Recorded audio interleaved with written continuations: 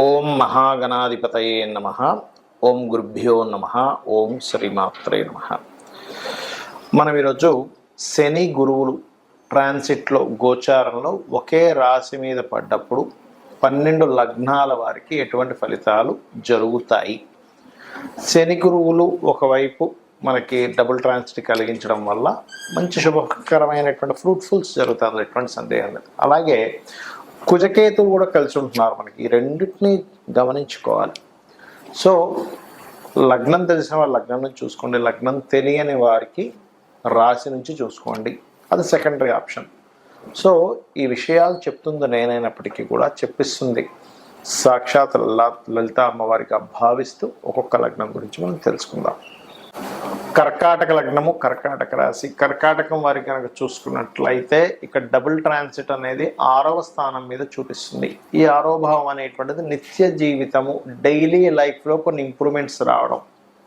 అదేవిధంగా రుణం కోసం మీరు ఏదైతే ప్రయత్నం చేస్తూ ఉంటారో, చాలామందికి చాలా రకాలుగా అవసరం పడుతుంది. పెళ్ళికనో లేకపోతే ఉద్యోగం లేదని చెప్పి రుణం తీసుకోవడం, పర్సనల్ లోను, లేకపోతే వాళ్ళ బిజినెస్ కోసమో తీసుకుంటూ ఉంటారు. ఏదైనా కానీ కొంత పర్సనల్ లోన్స్ ఎప్పటి నుంచో ట్రై చేస్తున్నాను రావట్లేదు అనుకునేటువంటి వారికి లోన్ లభించడానికి ఇది ఒక మంచి సమయంగా చెప్పుకోవచ్చు.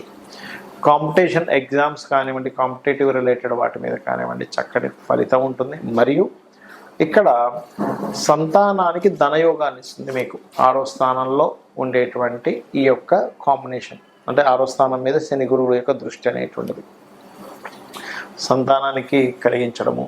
కాకపోతే మీ యొక్క జీవిత భాగస్వామి ఏదైనా ఇన్వెస్ట్మెంట్స్ చేయడము, లేదా మీ జీవిత భాగస్వామికి విదేశాలకి వెళ్ళడానికి చేసే ప్రయత్నం ఫలించడము అనేటువంటి చాలా స్పష్టంగా గోచరిస్తుంది.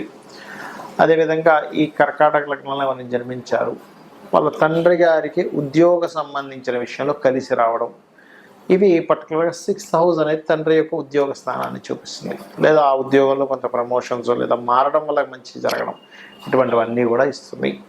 అయితే మీకు ఈ డబుల్ ట్రాన్సిట్తో పాటు ధనస్థానంలో కుజుడు కేతువు ఉన్నందుకు మీరు మనీ ట్రాన్సాక్షన్స్ ఏదైనా చేసేటప్పుడు, ఒక ధనాన్ని ఎవరికైనా ఇస్తున్నాము లేదా తీసుకుంటున్నాము, ఇటువంటి విషయాల్లో చాలా కేర్గా ఉండాలి, గుర్తుపెట్టుకోండి. మరి ఎలాగంటే మరి సంవత్సరంన్నర పాటు ఉంటాడు కేతువు అక్కడ, కుజుడు ఒక 2-3 నెలలు అక్కడే ఉంటాడు, 2 నెలలు దాదాపుగా అక్కడే ఉంటాడు. అంటే ఒకటే గుర్తుపెట్టుకోండి, ఈ కాంబినేషన్ ఉన్నంత కాలము మీరు ఎటువంటి మనీ ట్రాన్సాక్షన్ చేసేటప్పుడైనా ఒక్కసారి మనసులో మహాగణపతిని, స్కందుని తలుచుకోండి చాలు. మీరు ₹1 ఇస్తున్నారు, రూపాయి తీసుకుంటున్నారు, చేత్తో ఇచ్చినా లేకపోతే ఆన్లైన్లో ట్రాన్స్ఫర్ చేసేటప్పుడైనా ఒక్కసారి మహాగణపతిని, స్కందుని తలుచుకున్నట్లయితే 100% మీకు బాగుంటుంది, అందులో ఎటువంటి సందేహము లేదు. మరియు కుటుంబ సభ్యుల్లో ఏమైనా చిన్న చిన్న మిస్అండర్స్టాండింగ్స్, డిస్ప్యూట్స్ లాంటివి కూడా వస్తాయి ధనస్థానంలో, కుటుంబ స్థానంలో ఎప్పుడైతే ఉన్నాయో.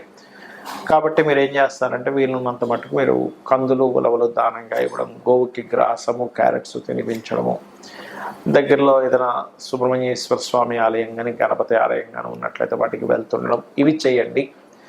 ఇవి కనుక చేసినట్లయితే ఖచ్చితంగా మీకు బాగుంటుంది, అందులో ఎటువంటి సందేహం లేదు. చాలామంది నన్ను అడుగుతున్న అంశం ఏమిటంటే, ఇక్కడ మీకు గోచారంలో జలరాశుల్లో కుజుడున్నప్పుడు కొంత జల సంబంధంగా గొడవలు ఇవన్నీ వచ్చాయని చెప్పారు. కొంచెం జల సంబంధంగా ఈ నేవీ వాళ్ళు వెళ్ళే ట్యాక్స్ ఇవన్నీ చెప్పారు కదా. అదేవిధంగా ఎండాకాలంలో వర్షం అన్నారు, అదే రకంగా మనకు వర్షం కూడా పడింది. మరి అదే కుజుడు సింహరాశిలోకి వస్తున్నందుకు ఏమిటని చాలామంది అడుగుతున్నారు.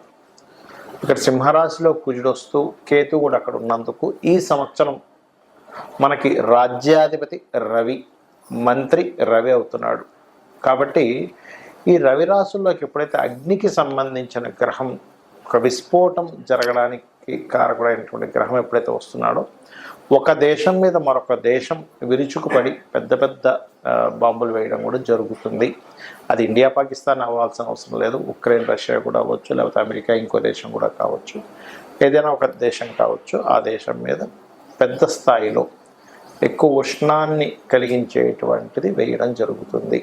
అదొకటే కాకుండా ఈ పిశాచ యోగం ఉన్నప్పుడు పర్టికులర్గా రాబోయే 2 months కూడా మన ఇండియాలోని కానీ వేరే దేశాల్లో కానీ కాస్త పుణ్యక్షేత్రాలు దేవతా ఆలయాల మీద కూడా ఈ అటాక్స్ జరగనున్నాయి కాబట్టి కాస్త జాగ్రత్తగా ఉండాలి. కొంత స్లీపర్ సెల్స్ వల్ల ఇబ్బందులు ఇటువంటివి జరగనున్నాయి కాబట్టి ఈ యొక్క అంశంలో చాలా జాగ్రత్తగా ఉండండి.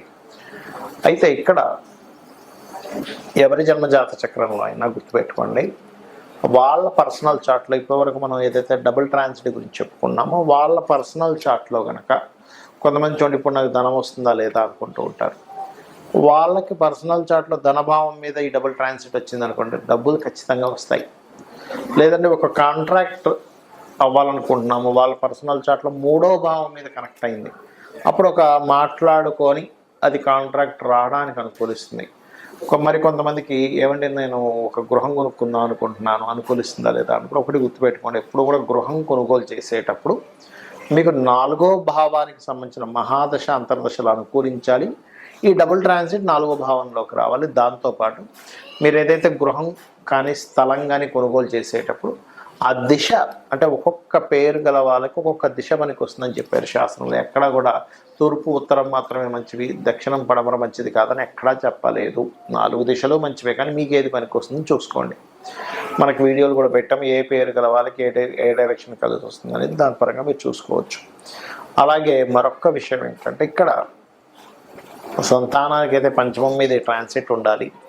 రుణములు లభించాలంటే కూడా ట్రాన్సిట్ ఉండాలండి. మనం ఒక్కోసారి లోన్స్ కోసం మనం ప్రయత్నం చేస్తుంటాం, ఒక్కోసారి లోన్స్ రావు, కానీ రుణం లభించాలంటే 6వ భావం మీద ఉండాలి, రుణం తీర్చాలంటే 5వ భావం మీద ఉండాలి.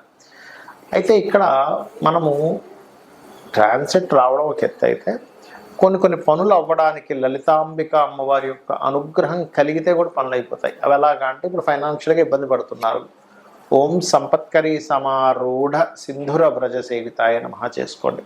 లేదంటే ఉద్యోగం రావట్లేదండి, చాలా ఇబ్బంది పడుతున్నా అనుకునేటువంటి వారు ఓం శ్రీమాత శ్రీ మహారాజ్ని శ్రీమత్ సింహాసనేశ్వరి నమః అని చేసుకోవచ్చు. లేదా ఓం మాణిక్య మకుటాకార జానుద్వయ విరాజితాయ నమః అని చేసుకోవచ్చు. మరి కొంతమందికి సంతానం ఉండదు, అలాంటి వారు దత్తాత్రేయుడిది దిగంబర శ్రీ పాదవల్లభ దిగంబర అనే మంత్రం చేసుకోండి.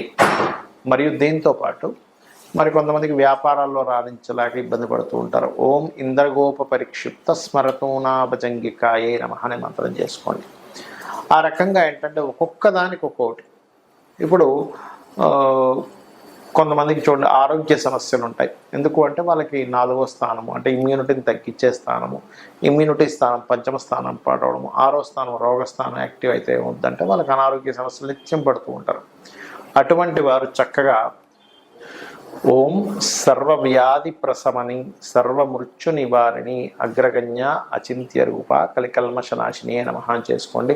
ఖచ్చితంగా మీకు బాగుంటుంది, ఎటువంటి సందేహం లేదు. అయితే ఇక్కడ ఒక్క విషయం ఏంటంటే చాలామంది ఏళ్ళనాడు సేం జరుగుతుందని కాల్సర్ప యోగాలు ఉన్నాయని భయపడుతూ ఉంటారు. అవేవి మిమ్మల్ని ఎక్కడా ఆపవు.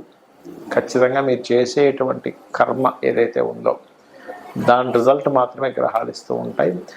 దానికి మీరు అమ్మవారి పాదాలను ఆశ్రయించినట్లయితే 100% మీరు అనుకున్నది అనుకున్నట్టుగా అమ్మవారు కలిగిస్తుంది మీకు. శ్రీమాత్రే నమః.